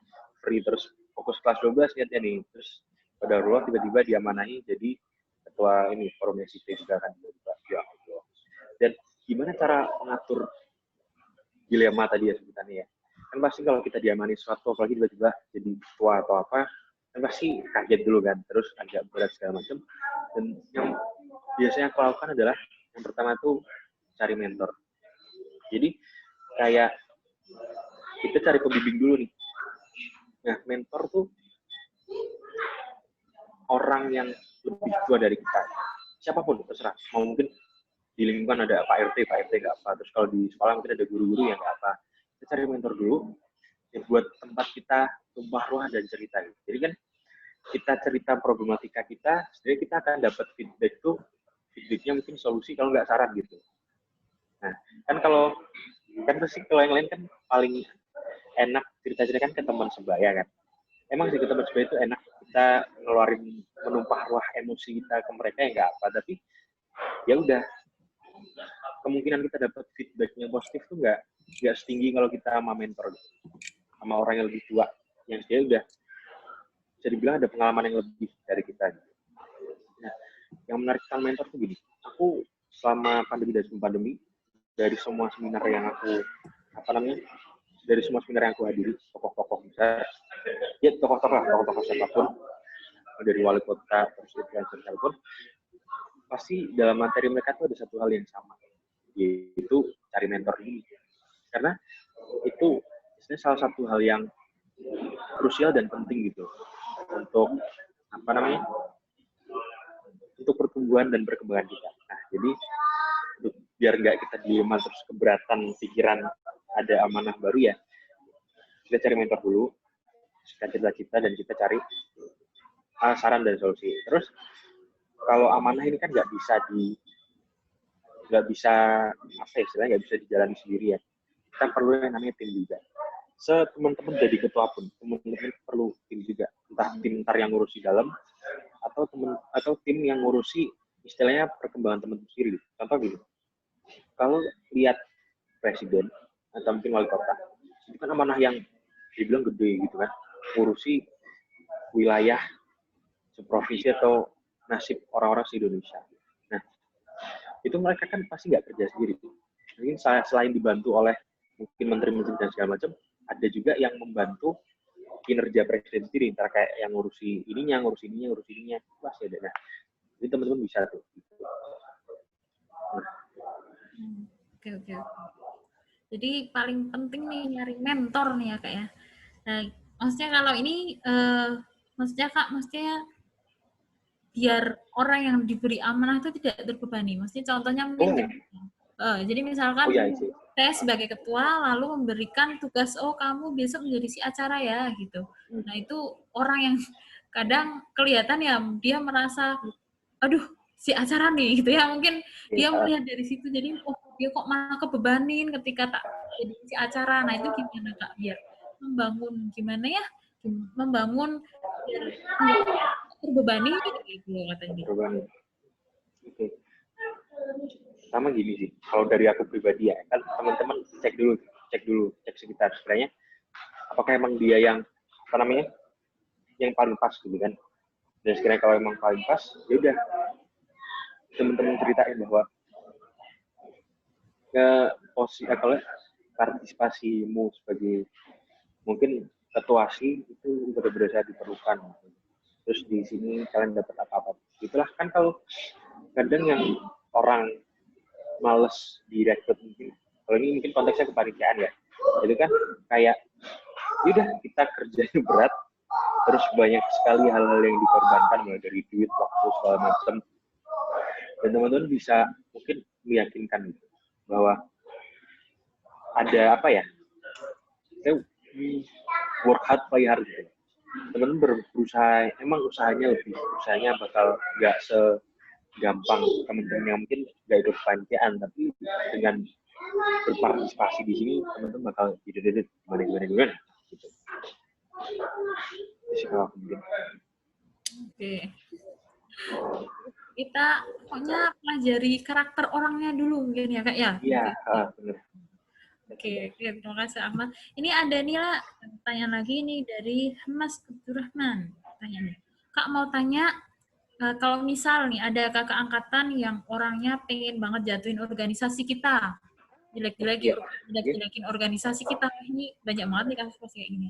Pengen bikin kita hancur, dan kita juga pernah mau hancur gara-gara problem itu gitu. Terus kita mau minta solusi gimana cara menghadapi orang-orang seperti itu. Kita minta solusi dengan cara yang terbaik dan yang sekiranya nggak menimbulkan konflik lagi. Wah ini banyak banget sih Kak, bener nih kasus-kasus kayak gitu. Jadi kan kakak kelas itu mau jatuhin gitu ya. Kita mau jatuhin organisasi. Terus mau minta solusi ke kakak kelasnya gitu. Solusinya gimana nih? Pak, ulangi ya. Angkatan yang orangnya pengen banget jatuhin organisasi kita, jelek-jelekin organisasi kita, pengen bikin kita hancur, dan kita juga pernah sempat mau hancur gara-gara problem itu. Pernah didebatin juga gara-gara ini ada orang yang mau ngancurin. Nah, terus kita mau minta solusi gimana cara menghadapi orang-orang seperti itu.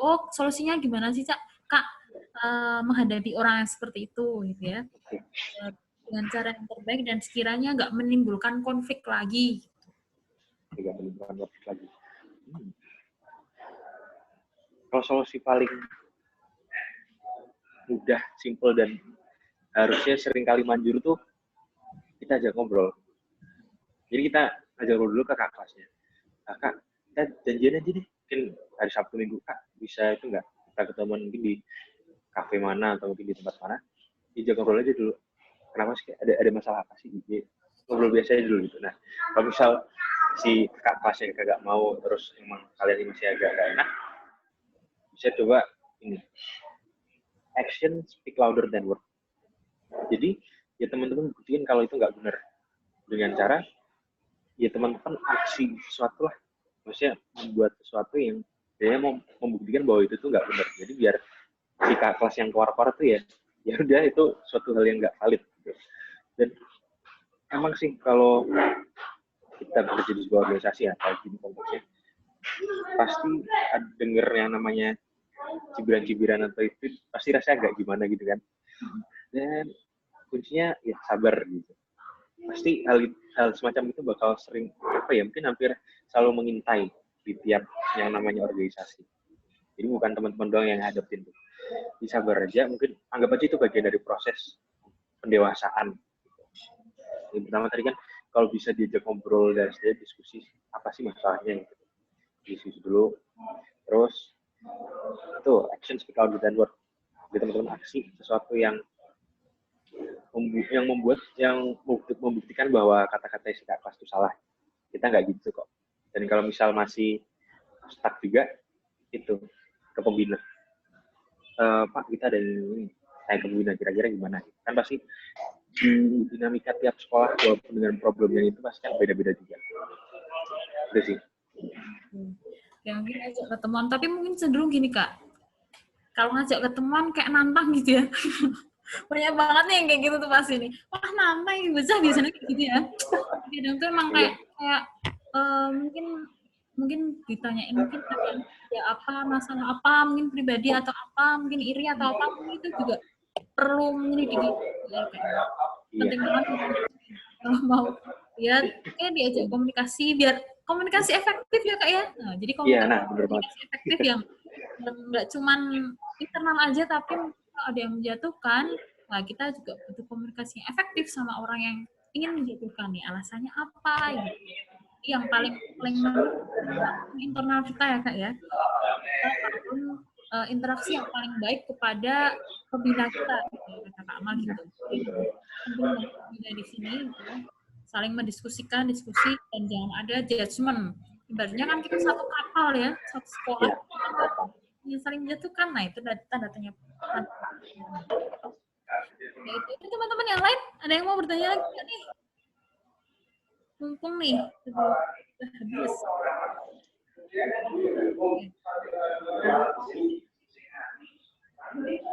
Japri, jadi ini udah Japri Kakul apa ya? Iya, belum ada lagi nih Kak. Oh ini ada. Sorry ya. Nah ini dari Yumna.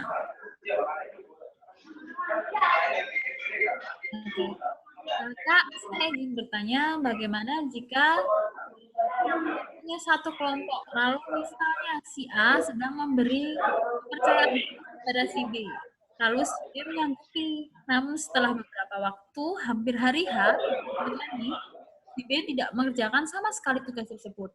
Sikap yang sebaiknya kita satu kelompok lakukan itu gimana Kak? Agar semua tidak terkena getahnya. Dia udah dikasih kepercayaan gitu ya, kamu ngerjain ini gitu. Tiba-tiba nggak dikerjain. Terus tiba-tiba udah mendekati hari H, dia malah belum ngerjain ini. Deadline juga gitu. Lagian kalau udah deket hari H, kita pasti bingung-bingung bersama kan ceritanya kayak, waduh ini harus diapain. Maksudnya kan kalau dipikir-pikir kan kalau misal mau ditindak, udah mepet nih. Jadi kan jadi kayak nggak enak gitu. Terus kalau mau ditindak juga, wah teman sendiri, nggak enak kan. Nah itu pentingnya tadi namanya agreement, kontrak di organisasi. Jadi kan itu udah diatur jelas dan sudah disetujui bersama. Kira-kira kalau apa yang dilakukan ketika mepet deadline, belum ada apa-apa, terus apa yang dilakukan, apa yang forum tim itu akan lakuin kalau ada yang telat deadline, ada yang telat rapat, terus ada yang nggak kerja segala macam, itu kan sebelumnya udah diatur di awal. Jadi kan kalau misal ada kejadian seperti itu kita tinggal merujuk kembali ke agreement yang di awal.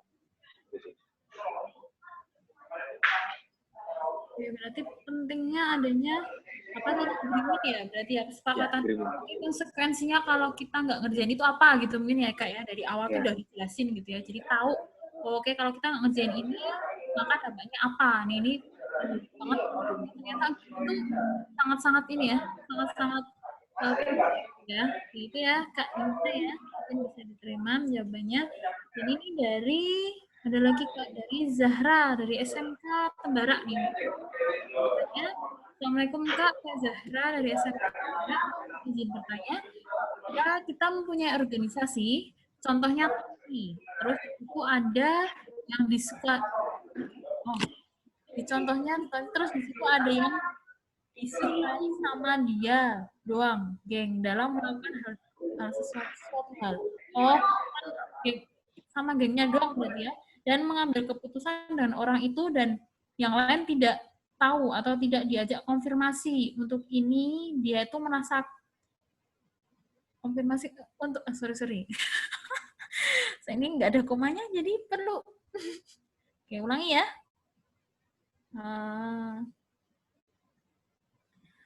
Contohnya Tonti, oh dia punya organisasi Tonti, terus di situ ada yang dia sukai, dia gengnya aja, dia di dalamnya tuh ada itu, jadi diskusinya sama orang itu, kalau ada keputusan ya udah diskusi sama orang itu aja, dan yang lain tidak dikasih tahu atau tidak diajak konfirmasi. Untuk ini dia tuh merasa kakak kelas dan ada yang gimana tuh solusinya, setiap dikasih tahu kita bodo amat gitu loh. Jadi kalau dia itu mau ada suatu hal, dia tuh diskusinya sama orang itu aja yang dia suka gitu loh, karena dia satu geng. Nah, yang lain tuh nggak dikasih tahu ya, karena dia merasa ingat dan adik-adiknya yang ketika dikasih tahu, berarti dia bodo amat mungkin sudah merasa power kan gitu, dan dia kakak kelas dan dia merasa pintar, udah tahu mungkin ya, jadi itu nggak peduli sama yang lain lah gitu. Nah itu gimana Kak solusinya kalau sama orang yang kayak gitu nih? Nah, jadi ada orang di kakak kelas gitu kan, terus diskusi, ketika ada problem diskusinya sama anak-anak kita aja, anak Tonti gitu. Dan kalau misal terus dia tuh habis itu nggak laporan lagi ke yang lain. Dia tuh nggak mengkonfirmasi sama yang lain, nggak diskusiin sama yang lain, tiba-tiba udah gini aja gitu mungkin ya. Oh iya. Sikapnya tuh gimana? Padahal udah dikasih tahu, tapi ya bodo amat aja udah dikasih tahu, yang penting kayak gini gitu mungkin itu ya, gitu. Karena dia merasa power ya, itu mungkin ada power syndrome mungkin, nah itu. Iya. Wah, kakak kelasnya jadi gitu banget ya. Kan kalau misal apa ya? Kalau misal si kakak kelas sudah anggap aja dikasih amanah buat ngurusin A. Seharusnya kalau dia misal menyelesaikan amanah A dengan diskusi ke Tonti gitu, harusnya nggak apa sih. Nah, kalau itu konteksnya amanah buat dia doang. Tapi kalau misal di tim amanah itu dikasihin ke A, tapi dia malah diskusi sendiri, yang lain nggak diajak. Kalau udah diingetin berkali-kali itu, misal ya ini balik lagi ke pentingnya keagreement gitu kan, tadi keagreement di awal biar semua tahu dan segala macam. Dan ditambahan sih kalau misal si kakak kelasnya istilahnya bodo amat terus ngapain hal sendiri padahal udah diingetin berkali-kali, tahun-tahun udah apa gitu kan. Tapi ingat yang punya power dalam forum dan dalam organisasi itu kan kalian berhak untuk mungkin mengkick.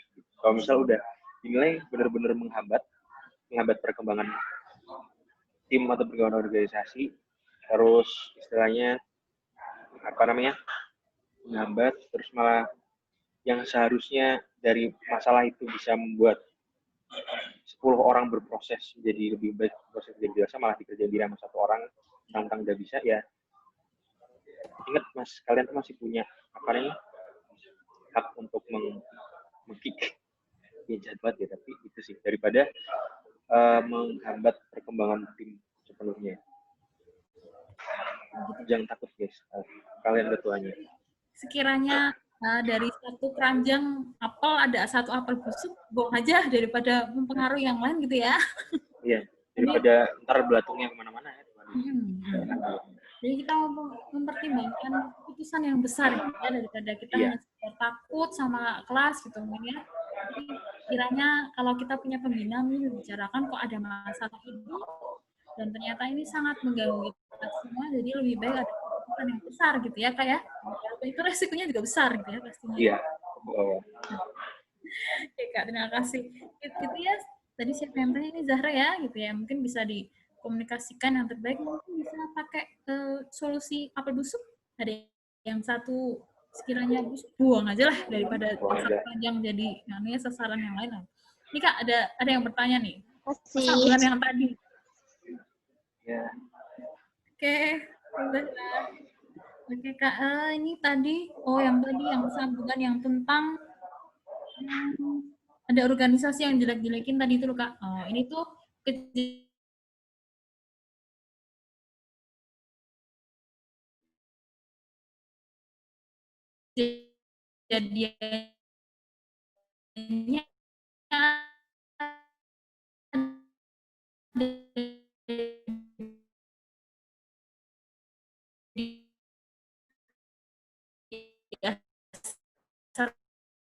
sama dan semua itu perempuan.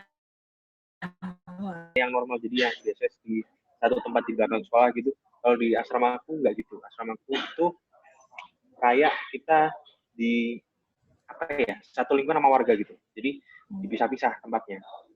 Gitu sih, ya. Oh gitu. Nah, itu mungkin ini gimana nih cara, berarti ini cara gimana sih Kak untuk tidak terlalu sensitif mungkin ya. Jadi mendengar kakak tingkat gini itu gitu ya, mungkin ada yang lebih baik daripada tahunnya dia mungkin ya, lebih sensitif mungkin. Nah itu gimana sih Kak gitu mengatur, apalagi di asrama itu adalah semua hal menjadi satu gitu ya. Iya. Jadi mau nggak mau itu ya ketemu terus, ketemu lagi, dan hampir setiap waktu gitu. Nah itu gimana Kak cara solusinya untuk biar kita malah tidak larut dalam sensitivitas tentang menjelek-jelekan organisasi dan malah organisasi kita yang terpuruk nih Kak. Ini gimana Kak? Ini yang nanya itu laki atau perempuan sih Kak? Ini cewek nih, asrama perempuan. Oke, cewek juga. Wah, kan yang mengerti istilahnya seberapa sensitif cewek itu ya cewek sendiri ya. Jadi mungkin bisa ntar diatur mau gimana menyampaikannya.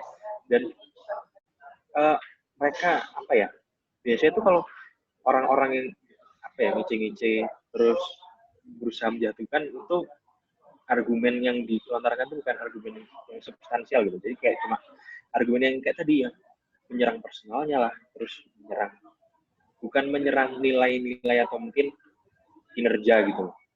Jadi ya bisa sesimpel nggak usah didengerin gitu, biar mereka keluar sendiri. Kalian bergerak seakan-akan tidak ada hal yang terjadi. Toh mereka kan kelas yang berarti udah nggak punya nggak punya hak gitu, karena mereka kan anggota OSIS, bukan pengurus, dan apalagi bukan ketuanya juga kan. Bisa gitu sih. Dan kalau misal tapi kita takut Kak, nanti kalau misal kita ngadain proker yang ada kelasnya nggak bakal didatengin apa gimana gitu. Ya kalian kan pengurus OSIS, nah di situ kalian gunanya kerjasama sama guru. Aku kayak jahat gitu ya, tapi gitu sih.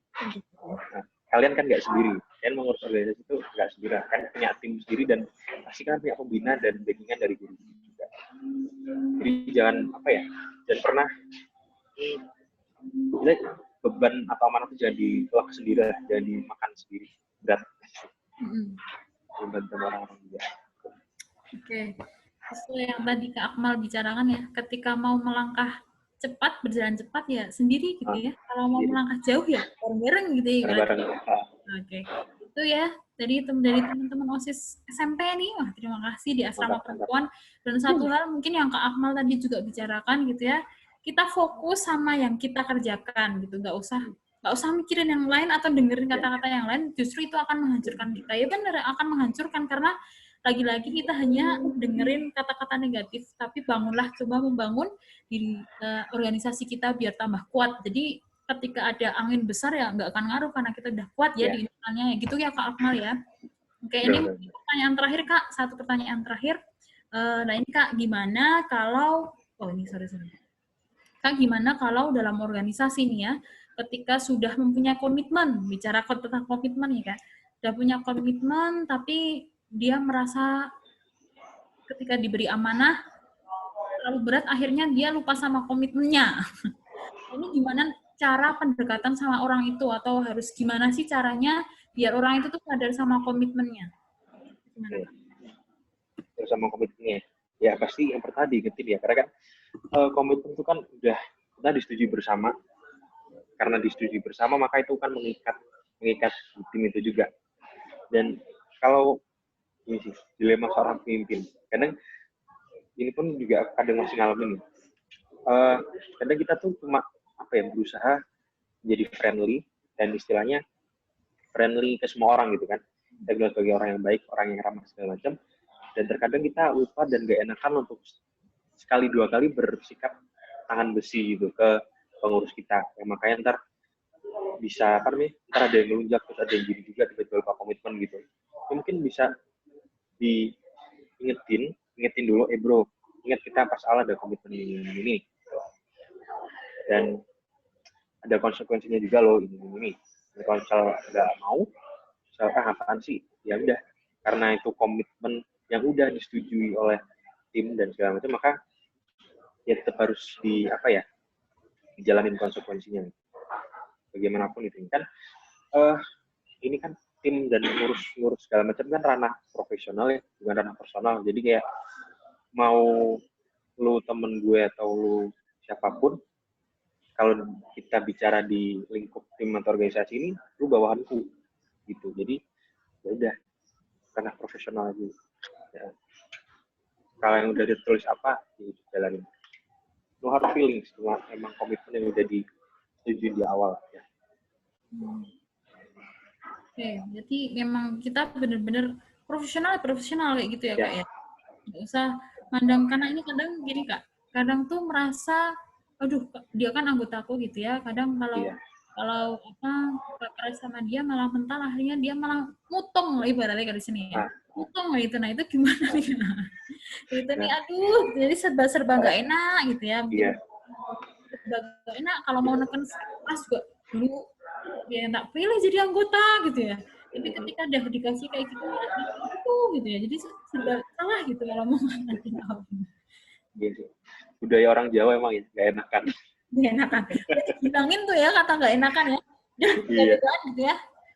Oke, ya gimana ya, karena ini kan udah ranah profesionalitas gitu. Kalau misal udah dilakukan sesuai yang tertulis di komitmen awal, berarti kalau misal dianya baper, dianya nggak profesional gitu.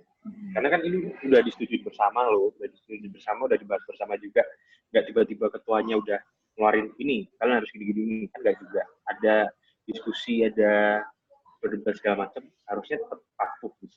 Kalau misal nggak terima kenapa gitu, ya kenapa pas awal si dia nggak ngajuin keberatan gitu. Oke, malah menyusahkan ya yang lain ya kayak kalau tiba-tiba hilang, tiba-tiba nggak ada kejelasan tentang gimana selanjutnya gitu ya. Oke, terima kasih Akmal untuk penjelasannya. Oke, karena sudah mepet ya, udah mau asar juga. Mungkin ada closing statement nih dari Kak Akmal untuk menyemangati kita semua di sini nih. Closing statement ya. Jadi seperti yang tadi gitu, pasti kan ketika kita bekerja dalam sebuah tim atau sebuah organisasi, pasti banyak sekali dilema atau mungkin dinamika yang akan menunggu kita. Yang tadi ada di tahap-tahapan teamwork dari siapa tadi. Jadi dia tetap profesional aja teman-teman. Ini karena ini ranah profesionalitas. Jadi kalau udah tertulis itu ya itu.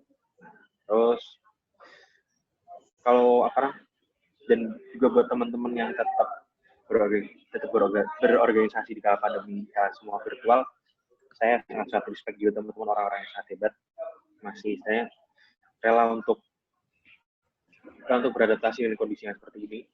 Itu keren banget.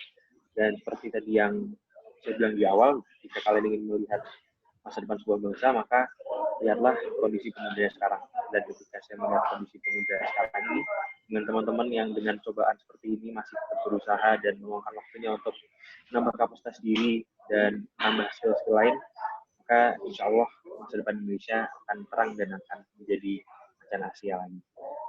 Itu sih Kak.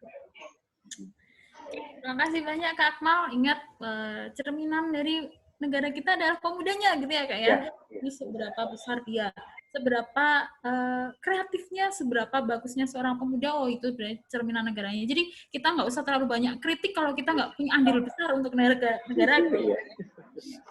Jadi kritik boleh ya Kak ya untuk membangun negara. Oke, Dan yang paling penting adalah teman-teman perlunya adanya mentor. Kak Akmal pasti punya mentor yang keren, jadi Kak Akmal yang bisa jadi kayak gini nih ya. Terima kasih banyak Kak Akmal untuk hari ini dan untuk teman-teman. Kak Akmal luar biasa, mungkin kita bisa sharing-sharing lagi ya kapan-kapan, dan teman-teman sharing langsung sama Kak Akmal mungkin bisa. Beliau juga luar biasa dan semua slide-nya bahasa Inggris ya, jadi sudah maaf. Keren banget lah ini lah ya, sudah teruji lah sampai ke PBB sana ya. Jadi bisa teman-teman, ini adalah seusianya teman-teman, jadi tidak ada yang tidak mungkin gitu ya. Teman-teman di sini punya kesempatan yang sama dengan umur yang sama, jadi tidak ada yang di bawah, tidak ada yang jadi semua yang ada di diri kita itu luar biasa, tinggal kita memaksimalkan potensi kita. Iya Kak ya. Terima kasih banyak Kak Akmal, terima kasih teman-teman. Sebelum kita mulai, sebelum kita akhiri acara hari ini, kami ucapkan terima kasih banyak dan insya Allah minggu depan pertemuan kita yang terakhir gitu ya, Kak Akmal juga ya. Kita punya rangkaian panjang ya sebenarnya, dan minggu depan pertemuan terakhir insya Allah kita ketemu direkturnya, asisten direktur dari Dafam, Hotel Dafam Semarang, dan salah satu kejaksaan dari Jakarta sana, insya Allah Jawa Tengah. Jadi minggu depan jangan lewatkan teman-teman semuanya, dan terima kasih banyak Kak Akmal, terima kasih teman-teman semuanya. Saya pribadi dari Yayasan Daya Muda Indonesia mengucapkan banyak terima kasih dan mohon maaf sebesar-besarnya jika banyak salah kata dan banyak kekurangan teknis dan lain sebagainya. Kami terima kasih banyak Kak Akmal juga sudah menyempatkan waktunya yang berharga ini ya, sudah berbagi kepada kita. Sekian dari kami. Untuk menutup, marilah kita tutup dengan bismillah. Alhamdulillahirabbil alamin. Akhirul kalam, wabillahi taufiq wal hidayah. Assalamualaikum warahmatullahi wabarakatuh. Waalaikumsalam. Terima kasih Kak Puspita. Terima kasih teman-teman semua. Terima kasih Kak Akmal. Salam juga untuk Ibu dan keluarga semuanya.